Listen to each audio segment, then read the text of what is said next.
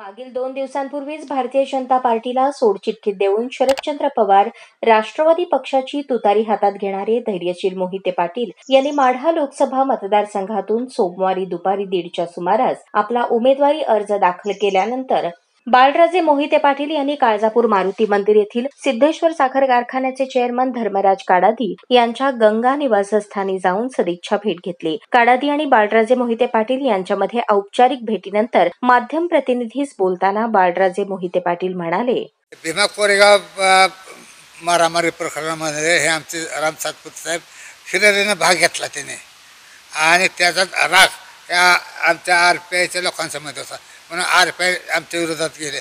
त्याचप्रमाणे तुमचा धनगर समाज जो आमच्या तालुक्यामध्ये आहे जवळ 40-45,000 मतदान आहे, त्यातलं 35% मतदान आमच्याबरोबर आहे. पण आमच्या भागातला उमेदवार धनगर समाज असल्यामुळं आमच्या मालकी हक्काची मतं धनगर समाजाची 30% जी होती ती जवळजवळ 25% विरोधात गेली, फक्त 5% आम्हाला पडली. म्हणजे आणि दुसरा महत्त्वाचा मुद्दा की आयात उमेदवार आणि स्थानिक उमेदवार हा मोठा फरक झाला. म्हणजे एवढ्या अडचणी काळामध्ये देखील भयात असेल, रणजितदादा असतील, संग्रामांना असेल किंवा आमच्या सगळ्या परिवारानं रात्रंदिवस झटून राम सातपुतेंना आपण मतदान दिलं. म्हणजे खासदारकी, आमदारकी आणि आत्तापर्यंत ह्या 25-40 वर्षाच्या इतिहासामध्ये BJPला जिल्हा परिषदेचं अध्यक्षपद कधी मिळालं नाही. परंतु मागच्या वर्षी आमच्या घरातली माझी मुलगी स्वरूपराणी, माझी सून शीतल आणि आणखीन 6 सदस्य आमचे याने पक्षाचा आदेश डावलून, राष्ट्रवादी पक्षाचा आदेश डावलून BJPच्या उमेदवाराला मत दिलं आणि करमाळ्याचा काय ते नाव हां ते अध्यक्ष झाला. म्हणजे आम्ही खासदार, आमदार, जिल्हा परिषद अध्यक्ष केला. म्हणजे हे काय आमचं काही कमी आहे का ह्याच्यामध्ये? आमचं बलिदान आहेच ना. आज आमच्या घरातल्या लोकांना आम्ही तुम्ही सुंकताच्या पथावर आपलं पठार उभा केलं होतं वच, नाही तर आमचं जिल्हा परिषद सगळं आमचं गेलं असतं सगळं. म्हणून हे पण लक्षात घ्या पाहिजे की कोण कोणा उपकार करत नाही. दिलेलं दान ते आपण माघार घेतलं पाहिजे, हे केलं पाहिजे हे लक्षात घ्या पाहिजे. कोणी काय म्हणणार, रामभाऊ म्हणत असतील तर काय निंबाळकर काय म्हणत असतील. आता त्या निंबाळकरांना माहीत आहे सगळ्यांना की माळशेज तालुक्यातला करता धवरता कोण आहे, मीच आहे. ह्या निवडून आल्यापासून ह्या 5 वर्षामध्ये निंबाळकर साहेबांची माझी फक्त एकदाच भेट झाली, ती जाहीर कार्यक्रमामध्ये. अशी वैयक्तिक अशी भेट झाली नाही. वास्तविक पाहता लोकप्रतिनिधीने जबाबदार नागरिकांच्या संपर्कात राहणं गरजेचं आहे. आणि तुम्ही कशाला खवळलं, आम्हाला कशाला खवळलं?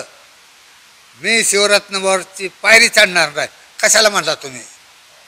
हे जर म्हणला असता तर ही वेळ आलीच नसती.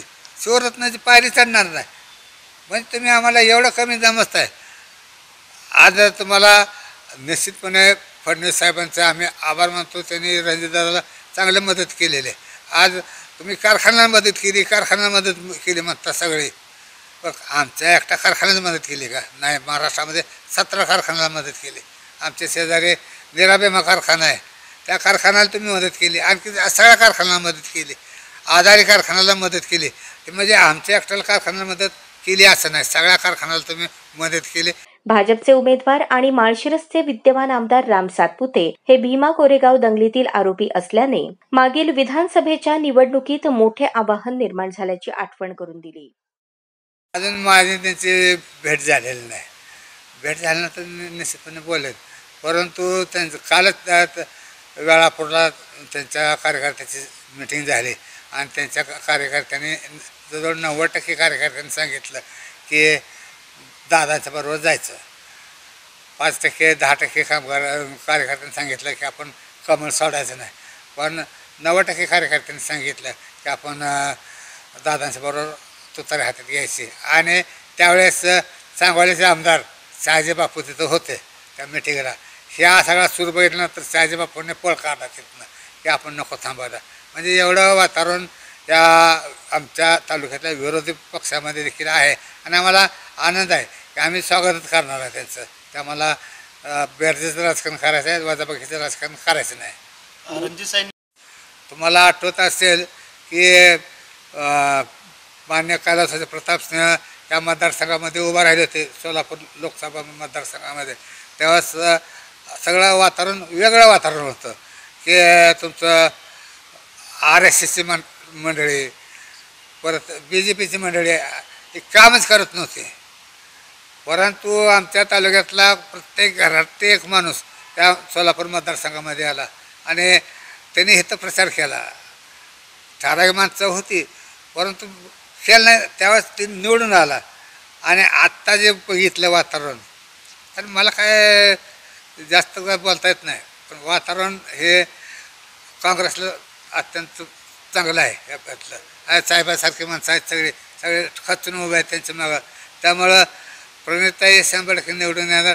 ग्रामीण भागामध्ये आम्ही तुम्ही सांगायच्या आधीच शिंदे साहेबांनी सांगायच्या आधी आम्ही आधी सुरुवात चालू केली तुतारी वाजवायला. आमच्या आम्ही वाजवत नाही, आमचे कार्यकर्ते वाजवतात. आता सगळ्यांनी आपापल्या पाहुण्याला तुतारी वाजवायला सांगितलेलं आहे. त्यामुळं निश्चितपणे परिणिताई चांगल्या मताने निवडून येणार.